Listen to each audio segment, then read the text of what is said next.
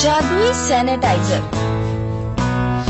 नानकपुर गांव में करिश्मा और आरव अपने पिताजी के साथ रहते थे।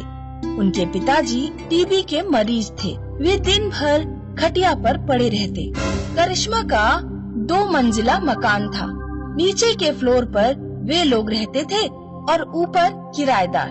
उनके घर कोई कमाने वाला तो था नहीं, इसीलिए किराए से ही उनके घर का खर्चा चलता था। करिश्मा आरव के घर पर श्यामलाल नाम का किराएदार अपनी पत्नी के साथ रहता था। श्यामलाल की नजर करिश्मा आरव के मकान पर थी। पता नहीं ये मकान मालिक बुढ़ा कब मरेगा। इसके मरते ही हम इस मकान पर अपना दावा कर देंगे। लेकिन इसके 2 शैतान बच्चे भी तो हैं। अरे बच्चों की कौन सुनेगा। मैंने मानव तस्करों से बात की है, इन दोनों को बेच देंगे। और गांव वाले पूछेंगे तो? गांव वालों से कह देंगे कि लड़की एक लड़के के साथ भाग गई और लड़का एक लड़की के साथ भाग गया। कैसे भी ये बुढ़ा मर जाए तो मकान अपना।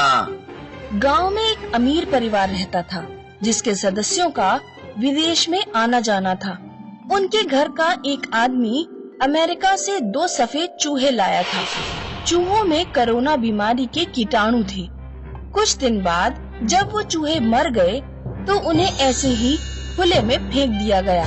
जिन लोगों के भी उन चूहों पर पैर पड़े वे कोरोना से ग्रसित हो गए। जल्दी ही बीमारी पूरे गांव में फैलने लगी। करिश्मा आरव के पिता पहले ही टीबी के मरीज थे। कमजोर रोग प्रतिरोधक क्षमता के कारण कोरोना ने उन्हें भी चपेट में ले लिया।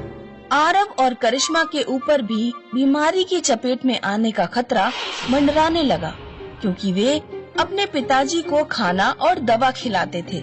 आरव पिताजी के डॉक्टर को बुला कर लाया।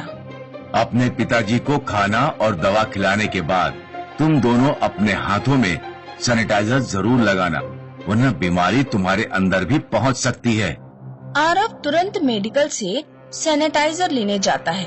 किराएदार श्यामलाल डॉक्टर की सारी बात सुन लेता है। अब हमें बस इतना करना है कि रोजाना इनका सैनिटाइजर चुरा लेना है, फिर ये दोनों बच्चे भी बीमारी से मर जाएंगे। श्यामलाल रात में चुपके से नीचे जाता और करिश्मा और चिंटू का सैनिटाइजर चुरा लेता है। अगले दिन आरव ने देखा कि सैनिटाइजर गायब है।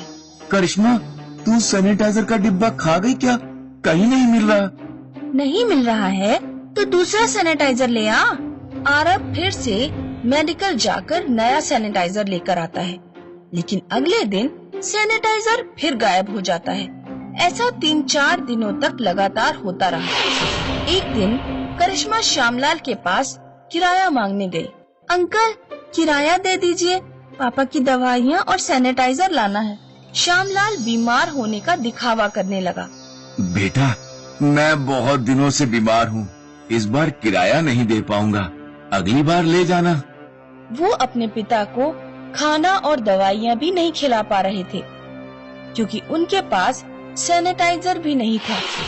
दोनों भाई बहनों की समझ में नहीं आ रहा था कि क्या करें। दोनों गांव के पुराने कुएं के पास बैठकर रोने लगे। कुएं में से एक जिन्न बाहर निकलता है। क्या हुआ? तुम दोनों क्यों रो रहे हो? हमारे पिता बीमार हैं, हमारे पास सैनिटाइजर नहीं है। अगर हम अपने पिता को खाना या दवा खिलाने के बाद हाथों में सैनिटाइजर नहीं लगाते तो हम भी बीमार पड़ जाएंगे। जिन दोनों को एक जादुई सैनिटाइजर देता है। बस इतनी सी बात, ये लो, ये जादुई सैनिटाइजर ले जाओ, ये कभी खत्म नहीं होगा। करिश्मा और आरव खुश होकर घर पहुंचते हैं। पिताजी, देखिए हमें क्या मिला है, जादुई सैनिटाइजर। पिताजी कोई जवाब नहीं देते। दोनों बच्चों के पिता कोरोना से दम तोड़ चुके थे। उस रात भयानक बारिश हुई। बीमारी की वजह से कोई अपने घर से बाहर नहीं निकल रहा था। करिश्मा और आरव अकेले ही भरी बरसात में अपने पिता को दफना कर आते हैं। जब वे घर लौटते हैं तो श्यामलाल 2 मानव तस्करों के साथ घर के बाहर खड़ा था। ले जाओ इन दोनों को। गुंडे करिश्मा और आरव को कंधे पर उठाकर ले जाने लगते हैं। जब वे उन्हें लेकर जंगल में पहुंचते हैं तो आरव पेड़ से एक लकड़ी तोड़कर दोनों बदमाशों के सिर पर मार देता है। दोनों बदमाश बेहोश हो जाते हैं। करिश्मा और आरव जंगल से भागते हैं। वे तब तक भागते रहते हैं जब तक दिन नहीं निकल आता। जादुई सैनिटाइजर अभी भी आरव की जेब में था। अब हम घर वापस तो नहीं जा सकते, श्यामलाल हमें मार डालेगा। मेरे पास एक आइडिया है। बीमारी फैली होने के कारण इस समय सैनिटाइजर की बहुत डिमांड है और हमारे पास एक ऐसा सैनिटाइजर है जो कभी खत्म नहीं होगा। हम इस जादुई सैनिटाइजर से निकालकर सैनिटाइजर को छोटी छोटी बोतलों में भरेंगे और सस्ते दामों में बेचेंगे। अच्छा आइडिया है। आरव और करिश्मा पड़ोस के गांव में पहुंचकर सैनिटाइजर बेचना शुरू कर देते हैं। बीमारी फैली होने की वजह से सैनिटाइजर की डिमांड बहुत ज्यादा थी। लोगों ने आरव और करिश्मा का सैनिटाइजर हाथों हाथ ले लिया। कुछ ही समय में उनके पास ढेर सारे पैसे इकट्ठे हो गए। उन्होंने अपने लिए एक छोटा सा घर भी खरीद लिया। वे दोनों 5 साल तक किसी तरह पैसे कमाते रहे। अब वे बच्चे नहीं रह गए थे, बड़े हो चुके थे। कोरोना महामारी भी खत्म हो चुकी थी। अब वक्त आ गया है, हम अपना पुराना घर श्यामलाल से वापस ले लें। आरव और करिश्मा पुलिस को लेकर अपने पुराने घर पहुंचते हैं। श्यामलाल मकान देने से इनकार कर देता है, तो वो दोनों कोर्ट जाकर श्यामलाल के खिलाफ केस दायर करते हैं और केस जीत जाते हैं। श्यामलाल को मकान खाली करना पड़ता है। किसी ने ठीक ही कहा है, अंत में जीत हमेशा सच्चाई की होती है। नीलपुर गांव में रामदास अपनी पत्नी मीरा के साथ रहता था। रामदास मछलियां बेचने का काम करता था। आज नाश्ते में क्या बना है? मछली, पनीर की सब्जी, अरहर की दाल और ऑमलेट तैयार किया है। सभी चीजें बहुत स्वादिष्ट बनी हैं। ठीक है, जो भी बनाया है ले आओ। नाश्ता करने के बाद रामदास मछलियां पकड़ने नदी पर जाता। दिन भर धूप में मछलियां पकड़ने के बाद रामदास घर लौटता। आ गए, मुखिया जी का आदमी आया था।